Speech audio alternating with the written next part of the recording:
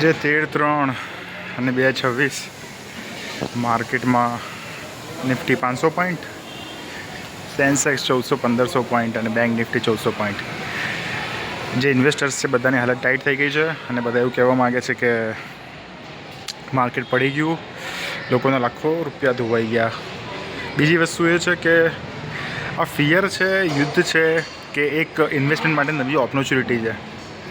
વસ્તુ સિમ્પલ છે કે મેં 2020થી માર્કેટ ચાલુ કર્યું છે અને મેં માર્કેટમાં એટલું જોયું છે કે માર્કેટમાં કોઈ બી વસ્તુ એકદમ સર્ટન લિનિયર નથી હોતી. જેમ તેજી પણ લિનિયર નહોતી, એવી જ રીતે મંદી પણ લિનિયર નહીં હોય. બરાબર છે. મંડેનું માર્કેટ બધા માટે એક સરપ્રાઇઝિંગ મૂવ રહેશે. બરાબર છે. મારો ફર્સ્ટ વિડીયો છે યુટ્યુબ પર.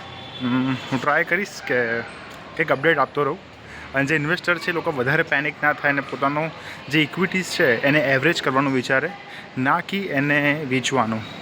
બરાબર છે. જલ્દી મળીશું. જય હિન્દ, જય ભારત.